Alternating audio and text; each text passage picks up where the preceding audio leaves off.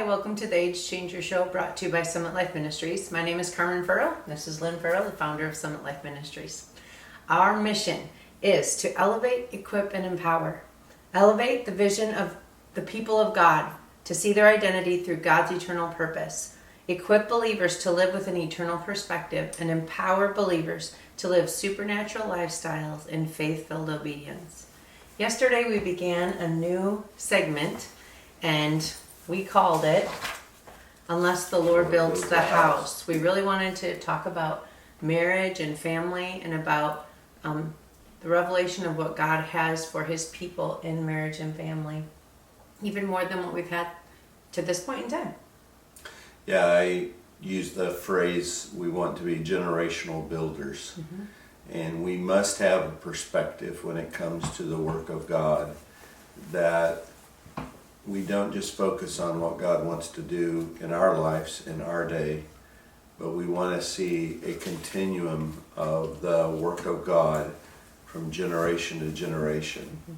So many times, because we're short-sighted, what we end up doing is we have to rebuild, and because there's been decline, decay, erosion, and we relay a foundation. You have a generation that understands that things are in decline and decay, and so they're going to stop the destruction of foundations, and they stabilize and they begin to relay and reform foundations. But God wants us to be people that preserve biblical foundations, mm-hmm. and eternal timeless values, and we pass them from generation to generation, and we're not just constantly relaying the foundation, but we're able to build upon that foundation. How high can we go if we would use the wisdom of God and follow his instruction to impart foundational truths that allow us to, again, in each succeeding generation, go further and further in God. So what would be, just in case someone's wondering, what kind of foundation are you talking about? What are you talking about for truths? And you just mentioned a little bit just in general about that they're your values, and it's and when we started talking about that we're going to be doing this, one of the points that I wrote down that I wanted to communicate was that someone is imprinting these vision and values and purpose into your children and onto your family, and it's supposed to be us. We're supposed to be the ones as parents, as grandparents, that are emphasizing the truth of who our children are and their purpose and why they're here and what God has called them to be and to do. And if you don't do it, the world will do it. Yeah. So it's important that we do it. But what would you say? Not will do it. They are doing it. And they are very intentional to mold minds, yeah, and to craft values. So what are some of the foundational things, maybe just a couple examples? Yeah, well, I've taught for a long time that and some scholars believe that this is kind of the thesis statement of the Sermon on the Mount, where Jesus said, seek first the King, mm-hmm. and his rightful place, and all the things of life will be added to us. And Jesus was saying, you have a focus for living, you have a focus for life, and everything that you need in your daily living is supplied by a benevolent, good, kind King, mm-hmm. who loves you, and he knows your needs. And you can think that you have to be your own provider, you have to be your own source, you have to toil and work in a way in which, when we referred yesterday to Psalms 127, you live a life of anxious toil, mm-hmm. because you fear that your tomorrow may not be taken care of. Well, Jesus came and gave us a worldview and a perspective, and he's saying, listen, I created all things, and I created you. And you may not think that your life is dependent upon me, but it does. And you don't think that I'm responsible for you, mm-hmm. but I am. And so I want you to turn to me. I want you to look to me. I want you to put in your heart and in your thoughts, put me in the foremost recesses and of your understanding. Put me as first in everything. And then every need, every circumstance, every situation will be transformed from you being your source and your strivings, trying to make sure that you're going to have enough and be okay, and you'll find that God's already in your tomorrow. Mm-hmm. And so practically what that looks like, Carmen, and I was going to go there today, and we will, but we have to teach our children that you're not the center of your universe. Your needs are not the center of your universe. Your wishes, your wants, your desires are not first and foremost. No, there is a God who has made you, created you. We are the creation. He is the creator. And so in my mind and in my heart, I position myself in humility before him. Mm-hmm. And then I begin to trust him. Because he said, I'm good. This is my nature and my character. I am good and I'm kind. So then, in all of my ways, Proverbs chapter 3, and it doesn't just say in 75% of your ways. It says, in all of your ways, acknowledge him, and he will direct your paths. And so that's just a different way of thinking and a different way of living, where you are inviting and including God in every stage and step of your life. And it reorients your world, but the beauty of it is it takes a yoke and a burden off of you, because you don't have to be God of your world. You don't have to be the controller. You don't have to be the control freak that is trying to spin every plate and manage every moment and every decision. You can come to him, because if you've ever attempted to play God, you know that it's an exhausting part, because you don't have the power or the energy and the resources to pull that gig off. We were mentioning, I think yesterday or the day before, sometimes we think that, I think we were reading in 1 John, and we think that this yielding to the Lord is like this yoke of oppression and difficulty, and really a yielding and giving God his place is a freeing thing. It's not such a a yoke. place of rest. Yeah. Such a provision and a promise and a place of rest, where we can just unburden, unshoulder the loads that we've been carrying and just enter in. So in specific,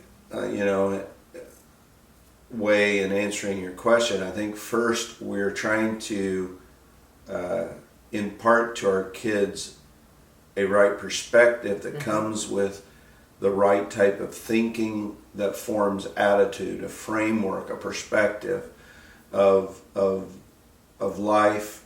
But then from that comes a faith, because it says, trust in the Lord with all your heart. Be a wholehearted truster of God, where our faith is fully engaged in all that God said he would be to us. We then trust and rely upon him, and it's a faith that's put into action. So in James warned the people of God that he was writing to about how that we can so easily slip back into what I call practical atheism. That I'm not an atheist. I confess that I believe in God, but yet I live as if God doesn't exist.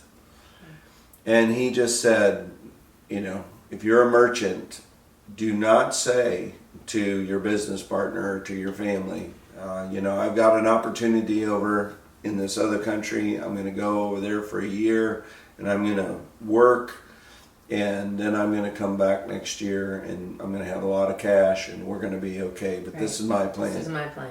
He said, no, say, if the Lord is willing, I'm going to go, and I'm going to do this or do that.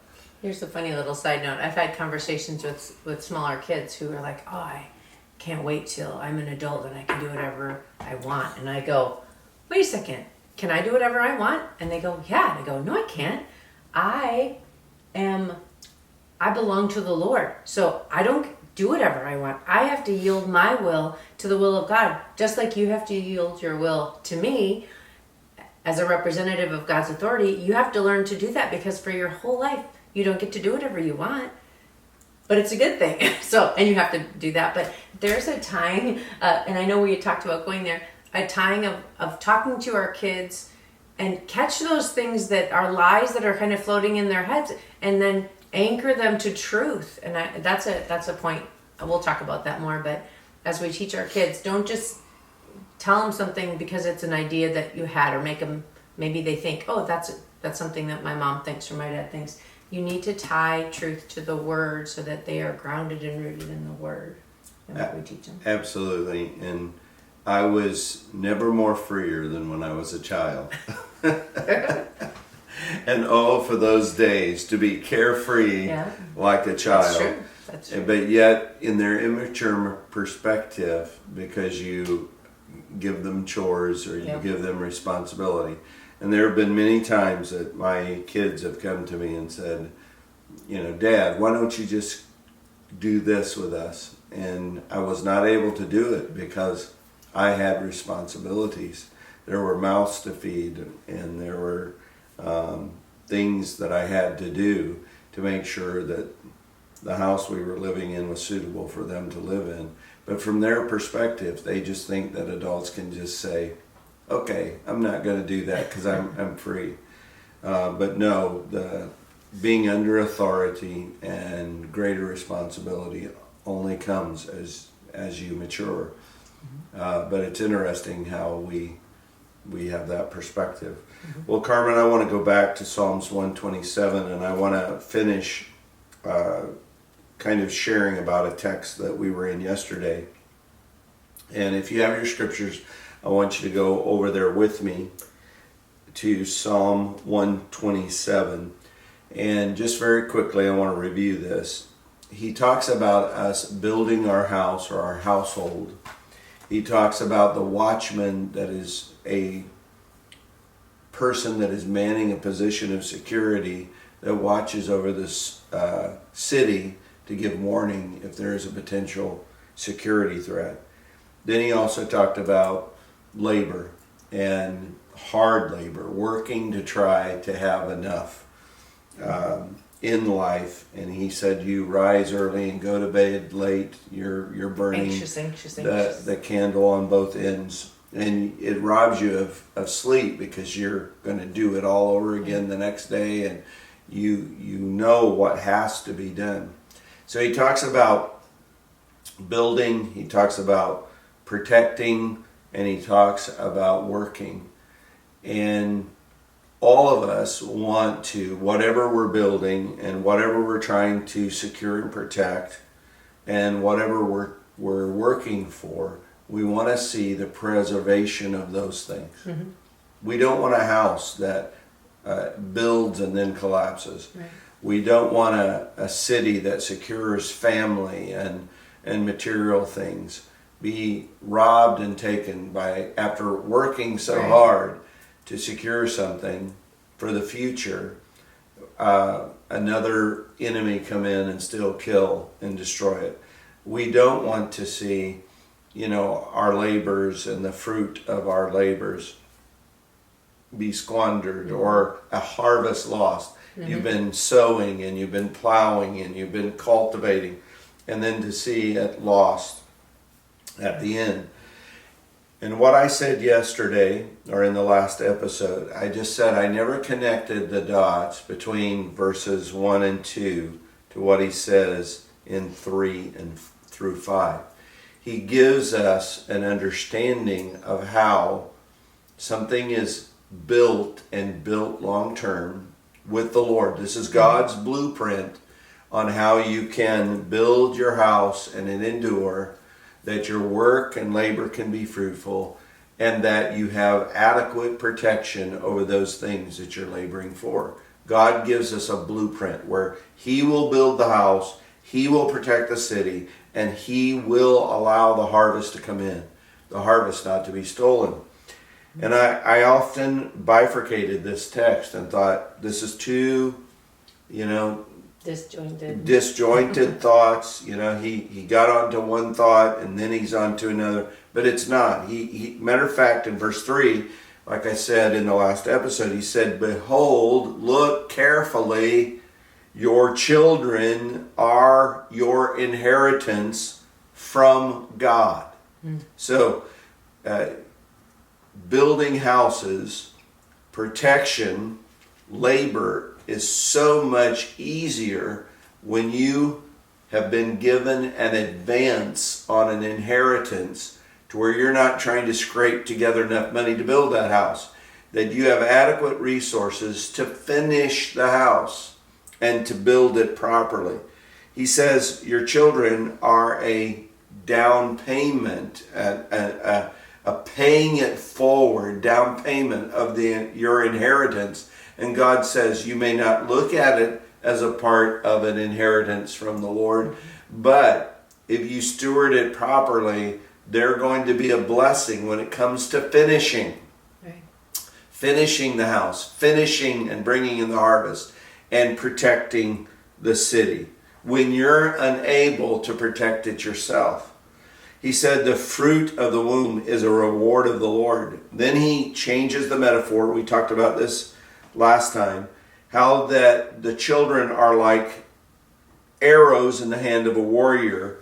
And he says a blessed man is a man who has so many children that it's like arrows that are in a quiver, but the arrows are full and overflowing out of the quiver.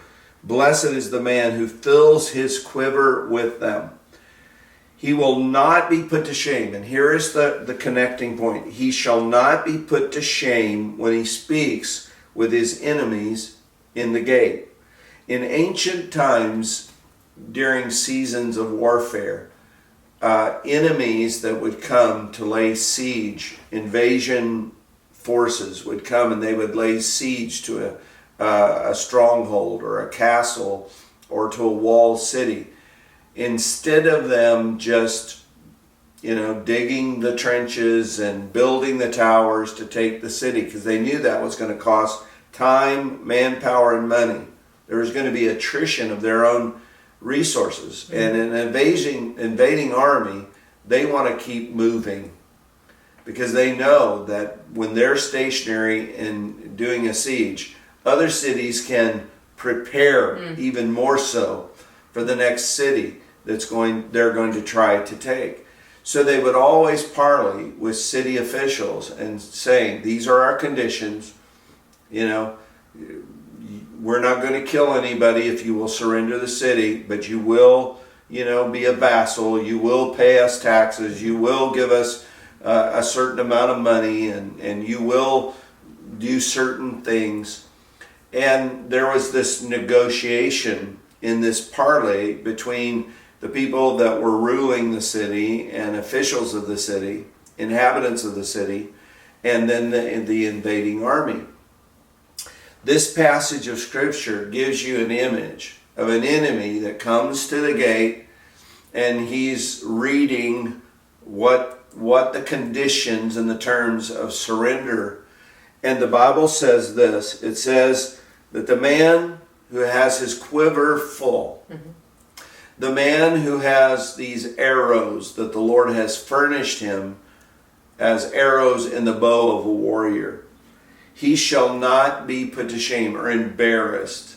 Because many times cities had to capitulate. They had to, everything that you've worked for, everything that you have in all of your lifetime, you have tried to secure, protect, and build, and labor for. They would just have to surrender it, and it was looted. It was carried off. All of what represented your efforts was just taken away in a moment by these armies that would come through the land and take it. But it says that the man who has children, and this is why we've got to be generational builders. So many harvests have been lost. So many of us have tried to build things on our own without the aid of the blueprint of the Lord's blueprint for building a house. Because it doesn't matter, if you're trying to pursue the American dream and you've got your retirement figured out, your 401k figured out, and you're trying to do it the American way. It's time that we as believers do not do it the American way. We do it God's way. And this is what I'm seeing. And this is a very practical illustration of what's happening. Because we bought into living like practical atheists and we pursued a materialism in our country, guess what we started doing? We started having less children. Matter of fact, in many ways, people engaged in the practice of abortion for birth control because they said this child is coming at an inconvenient time. I mean, sometimes I get nauseous when I hear people give the reasonings of why they killed their children. And it came in an inconvenient time in my career. And I was in pursuit of my career. And so now in the United States, we have a population, without immigration, we actually have a population that's in decline. But yet we have an aging population that is in need of care like never before. So we're building these massive senior facilities to put people in, and the care system trying to care for the elderly is collapsing. And you go, well, why? Why is it that there's no one left to care for the elderly? It's because they did not think generationally. They thought about their time, their moment, their now, their pursuits. They tried to build their house on their own without the Lord. And now there's no one to defend the city. But it said the man who thinks generationally, that views children as the reward of the Lord, an inheritance from God, and that doesn't look at them as an inconvenience, doesn't look at them as something, well, I can't wait till this season is over, and you know where I'm going to go. We were with a couple at a wedding here, just 6 months ago, could even been 8 months ago. Nice couple. And we were just talking to them at a dinner, and we were engaging in conversation. We just said, how long have you been married? How many children do you have? And they said, well, we have one. We said, well, are you going to have any more? They said, absolutely not, because we want to travel. And I think I kind of put my leg up against your leg to steady you, because I could see this visceral reaction within you. And I knew what you were thinking, because I was thinking the same thing. How selfish of you. Because they wanted to talk about going on vacation, but they leave their child. They don't do a family vacation. Yeah, they leave their child because they want to enjoy their vacation. And they described their child as a monster. I forgot that. Yeah. Well, if we continue to have those mindsets in our country, and even within how it's so pervasive, that self-centered living, even in the church, if we embrace, that type of mentality and vision for life, when the enemy comes to the gates of our cities, the older generation will have to surrender the city, because there's no one to man the ramparts to defend the city. But this passage says that those who see their children as warrior seed, and there is I believe, a group of leaders that are catching a spiritual understanding that there needs to be a generational reset. Right now in culture, a group of, culture molders and globalists met, and they said the coronavirus is going to create an opportunity for a great reset. Well, I think that there's a number of spiritual leaders, because of the decline that we see in Christianity, in the church, and how we're losing several generations because we've not been generational builders. There are some Nehemiahs that are arising and saying, we're going to go to waste places, places where families used to live spiritually. Mm-hmm. We're going to go back and reclaim the wastelands. We're going to reclaim the stones out of the ashes. And there needs to be a generational rebuilding. And God is going to give them wisdom, and it may be a daunting task that seems like an impossible thing to do. But there will be a generation of Jacob that seeks the Lord. And so I want to be a part, as a leader, I want to be a part of that views children, the small ones, as warrior seed, arrows in the hand of a warrior. And we want to cultivate that warrior seed. We want to cultivate those that when the enemy comes and says, you must surrender, you are defenseless, all of a sudden leaders can stand there and say, you may think that we're your next victim, but we have raised a generation that knows God and knows His power. And therefore, watch out. You will suffer loss at attacking this stronghold of truth and this stronghold and community of God.